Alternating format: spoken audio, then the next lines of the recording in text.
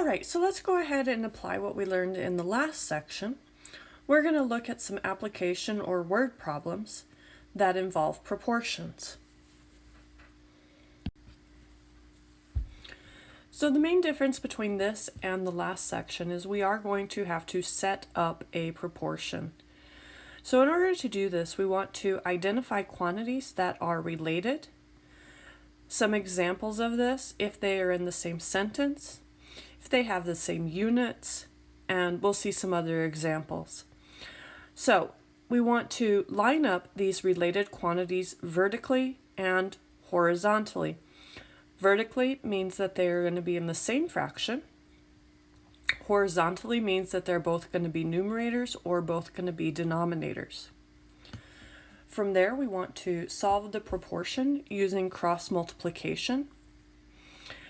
And we do want to check that our answer makes sense in the context of the problem. Include correct units with your answer.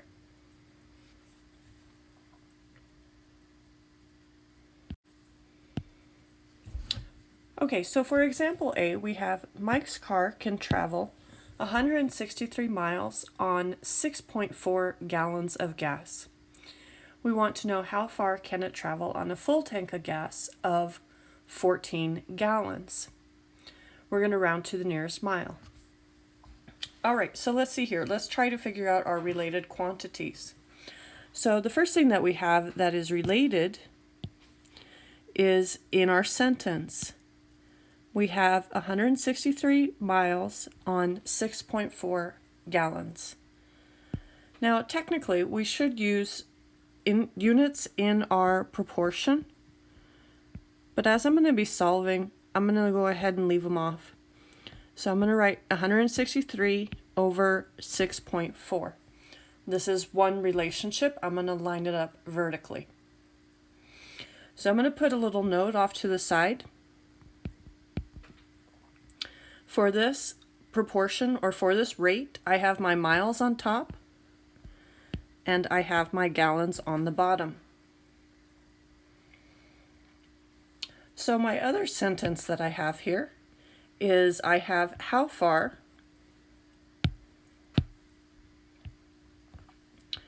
can it travel on a full tank of gas of 14 gallons. So how far can it travel? That's going to be a variable. That is miles. So I'm going to line it up with my miles. I'm going to put it on top. And I'm going to put my 14 gallons on the bottom.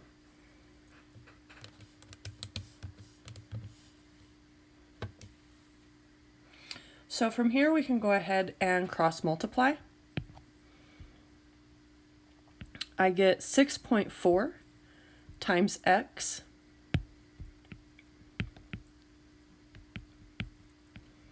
equals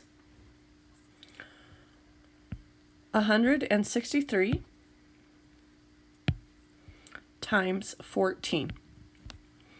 And when I do 163 times 14 on my calculator, I get 2,282. All right, we can solve the resulting equation, so we're going to divide both sides by 6.4.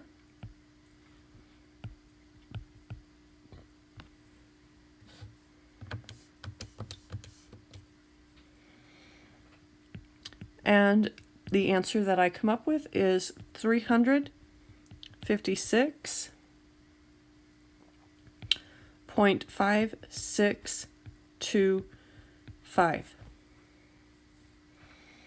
We want to round to the nearest mile, which means no decimals. So I want to round to the nearest whole number. If I look at my 5, it tells me to round up.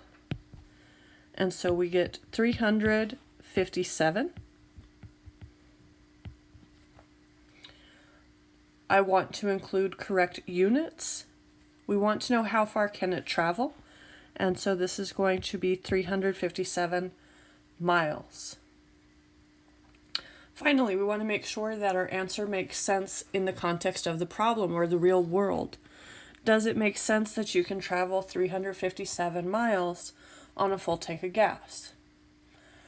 That's about how far I can travel on a full tank of gas, so I would say that's a reasonable answer.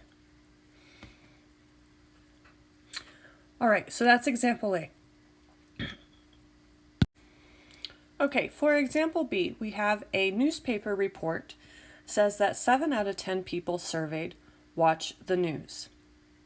At that rate, how many of the 32,000 people in town watch the news? So let's see what we got. We have our first relationship. I have 7 out of 10 people surveyed. This is going to be my first fraction. So we have 7 over 10. I'm going to put my key off to the side. This one, for ratios, it is a little bit harder because your units are the same. So we do need to be careful and identify what are we looking at here. So on top, I have my news watchers. And on the bottom, I have my total. All right, my second fraction. We have how many of the 32,000 people in town watch the news. So what are we looking for? Are we looking for the top or the bottom? Well, 32,000, this is the total population of the town. And so that number is going to go on the bottom. We are wanting to know how many people watch the news, so that will go on top.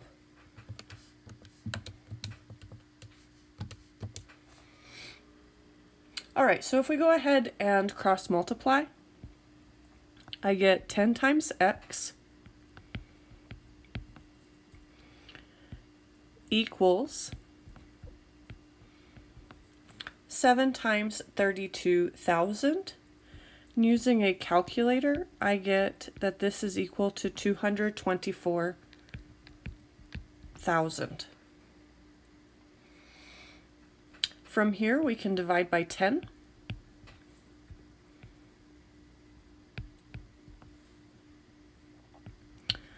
And if I divide by 10, I get 22,400 people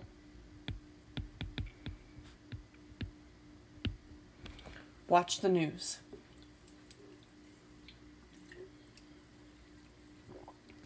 Finally, we want to determine, does this make sense?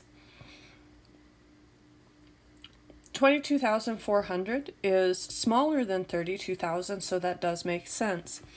An example of an answer that would not make sense is if you have more people watching news than there are people. That would be an example that you set your proportion up wrong, and you would need to adjust it. All right, so let's go ahead and look at a couple more examples. We have example C. Says if 2 pounds of fertilizer will cover 50 square feet of garden, how many pounds are needed for 225 square feet? Okay, so we have 2 pounds of fertilizer will cover 50 square feet. That is my first rate. So I'm going to go ahead and put 2 over 50. I'm going to come off to the side and put my key. We have pounds over square feet. Okay, for my second rate, we want to know how many pounds are needed for 225 square feet. So we have equals 225 is a square feet, so it will go on the bottom, and we will put an X on the top.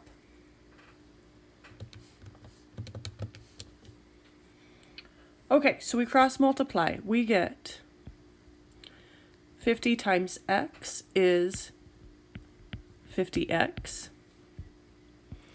Using a calculator, I get 2 times 225 is 450. And if I divide both sides by 50,